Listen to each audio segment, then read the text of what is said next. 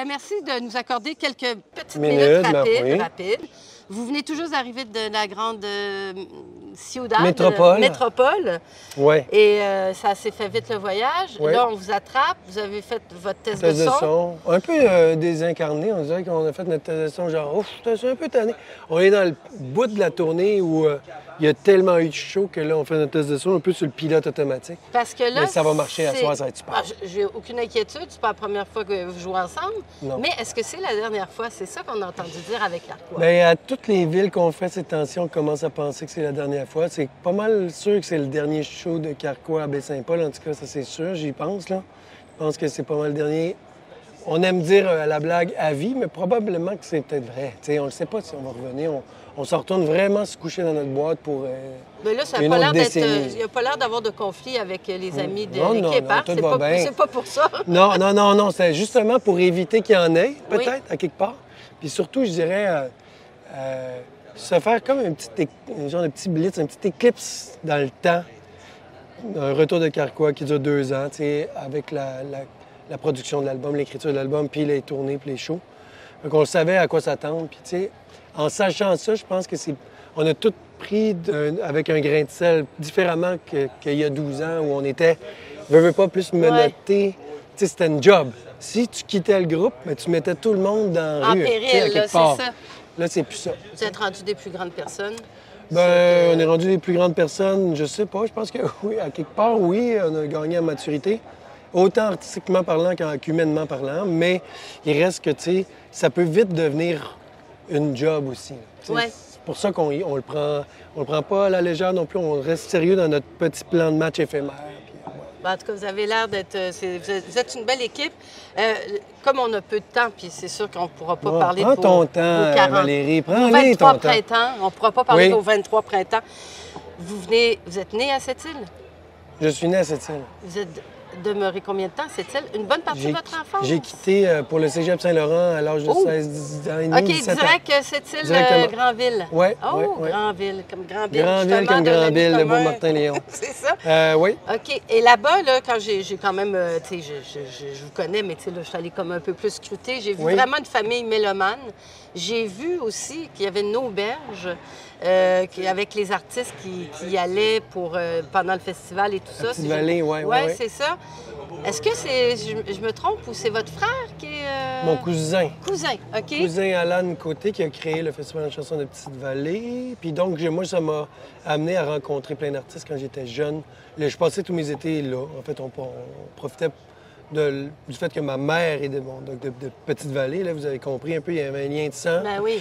Puis là, je passais mes étés là et sans le savoir, c'était très inconscient, mais j'ai eu la chance de côtoyer des Gilles Vigneault, puis des Richard Séguin, puis des Pierre Flynn, puis tout ça. Puis de fil en aiguille, je me suis retrouvé à tous les recroiser plus tard dans ma propre carrière, puis à travailler avec eux. Est-ce que justement, est-ce qu'ils vous reconnaissaient? Oui, par la suite, oui, ça partait bien, quelque part. Ça partait avec un lien, un sentiment d'appartenance, une espèce de lieu commun. Oui.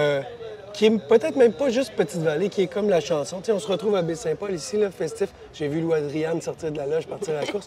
On est dans un petit milieu, la musique québécoise. Oui. Puis on se côtoie beaucoup l'été par le biais des festivals, parce que généralement, dans nos tournées officielles de salle, on se court un peu après, on s'attrape jamais. Tu sais, je disais à Ariane Roy tantôt, c'est carrément... le seul moment où j'aurai vraiment la chance de voir le roi, la rose, le loup. Parce que, tu sais, puis en plus, c'est la mère de mes enfants qui produit ce show-là. Ah oui? OK, mais on n'est jamais... On est toujours en train de jouer ailleurs. Est-ce que là, vous êtes en famille? Non, je suis avec ma blonde, mais je n'ai pas les enfants. Ah, ça nous aurait fait plaisir de la rencontrer aussi. La belle gazelle est partie à l'hôtel. Elle s'enfuit de ça, les entrevues. Elle fait rien que ça. C'est ça que j'allais dire. Elle fait que ça. On peut dire son nom, si vous voulez. Rebecca McConnell, c'est pour ça que je la comprends tellement. Là, elle va aller profiter du spa, peut-être. Oui, c'est ça. Elle va faire masser, puis good for her. Ça va faire du bien.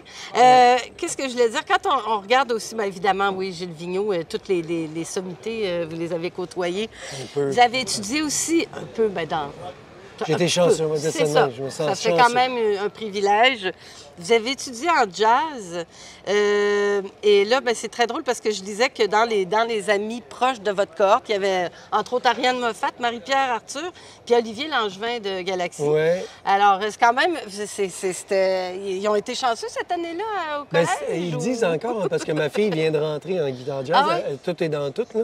Puis le professeur qui l'a fait rentrer, là, en fait, qui a fait son audition, il m'a dit qu'il était là. Lui, sa première journée de travail, c'était quand moi, j'ai fait mon audition. Oh yeah! Puis il m'a dit, cette cohorte-là, on l'a pas vraiment revue après. C'était une grosse année. Joseph Marchand, qui est chef d'orchestre, guitariste pour plein de monde. Émilie Laforêt. Il y a Sébastien Blais-Monpetit, qui est un grand ingénieur de son. Il fait tous les albums de l'époque au Québec. C'est vraiment comme cette année-là, je sais pas, les planètes s'étaient alignées. Mais il y en a eu des bien belles zones. C'est sûr, mais c'est juste drôle de dire, OK, là, ça a tombé de même. Ça sort de là, c'est quand même une bonne année pour la culture québécoise, mettons. Ouais. Je voulais parler, je crois que vous avez travaillé aussi avec Serge Fiori. Oui. Je voulais juste qu'on en parle parce que moi, j'étais tellement heureuse de le revoir après tant d'années, après tant de difficultés, de le retrouver. Qu'est-ce que ça a été? Parce qu'on voyait que ces relations presque père et fils. Ça veut dire quoi, ça, quand on retrouve un vieux routard? Ben, tu sais, je sais pas à quel point je pourrais décortiquer ça de façon très pragmatique ou scientifique, parce que ça s'explique pas. Tu sais, il y a des atomes crochus, puis il y en a pas. Tu sais, il y en a qui ça existe ou ça existe pas. À quelque part, je pense que le métier de musicien, puis le métier d'arrangeur, réalisateur, tout ça, touche beaucoup un peu à la psychologie. C'est qu'on est capable de tomber dans une zone, savoir s'exprimer, avoir les bons mots pour aider quelqu'un à sortir un peu de sa torpeur. Quand on a travaillé ensemble, on a commencé vraiment par la job. Là. Serge est venu me chercher pour faire un projet avec lui sur son œuvre à lui versus le Cirque Éloise, avec le Cirque Éloise. Puis il sentait que c'était avec moi qui aurait la possibilité d'être lui-même, d'éclore, de retrouver un semblant de... Mais même, c'était même pas su.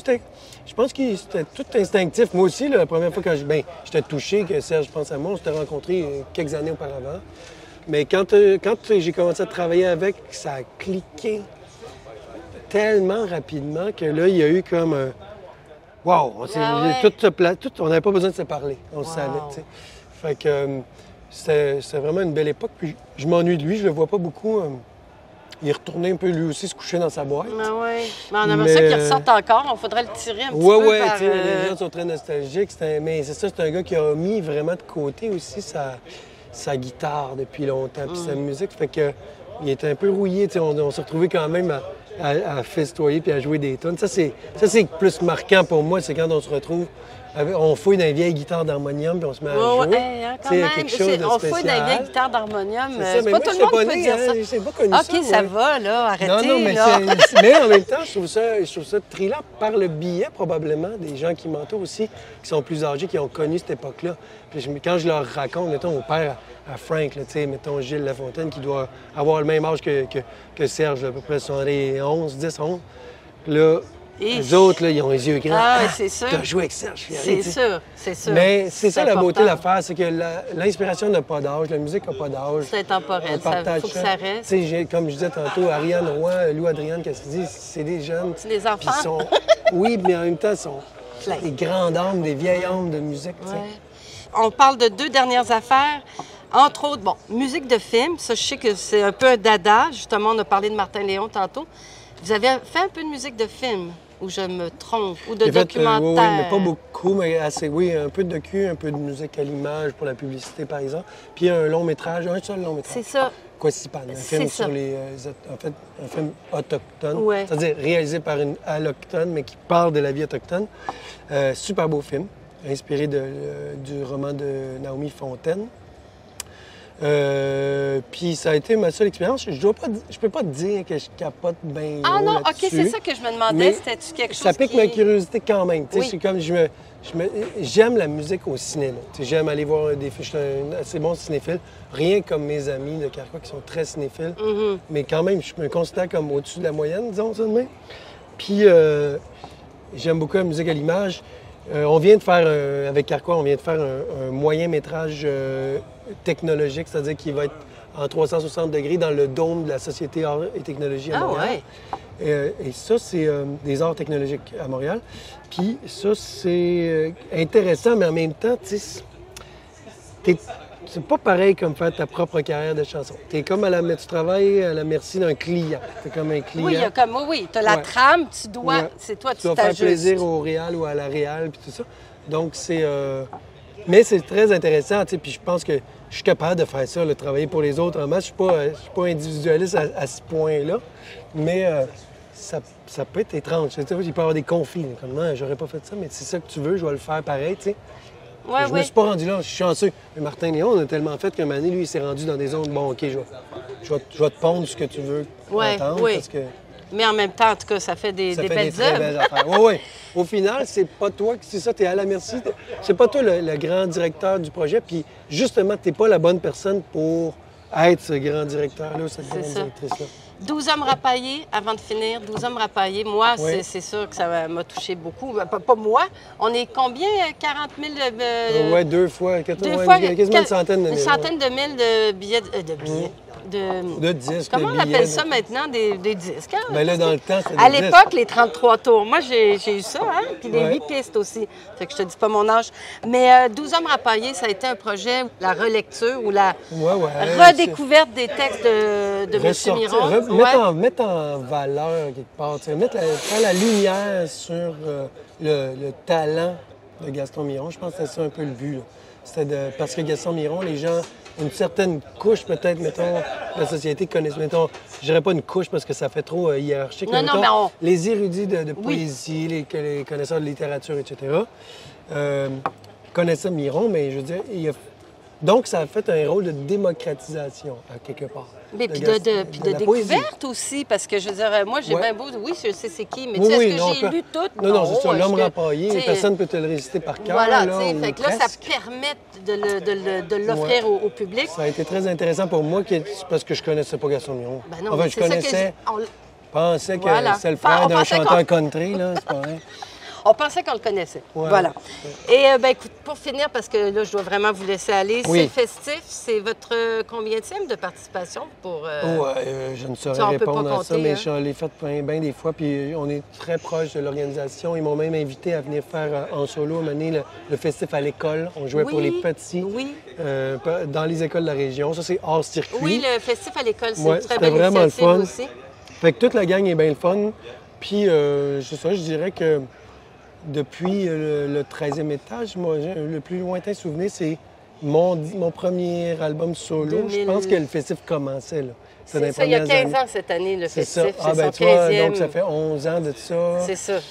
Peut-être qu'on a même joué avec Carquois, alors ça voudrait dire s'il y a 15 ans le festif. On va déjà 15 ans le festif? Mais oui, c'est sa 15e année fou, cette année. Parce que là, tu viens juste de débarquer de Montréal. C'est ça. Je veux savoir d'ailleurs, quand vous avez descendu la Grande Côte, le petit feeling en arrivant, même si vous êtes couché un petit peu tard hier, c'était quoi?